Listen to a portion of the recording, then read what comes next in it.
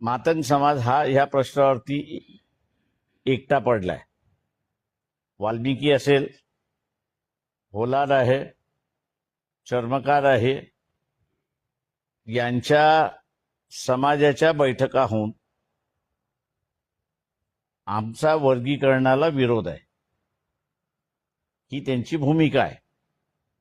मातंग समाजाची भूमिका ही आहे की वर्गीकरण झालं पाहिजे. त्याच्यामध्ये हा सगळा प्रश्न अडकलेला आहे. जेव्हा आम्ही म्हणतोय की हा प्रश्नाचा तोडगाच काढायचा असेल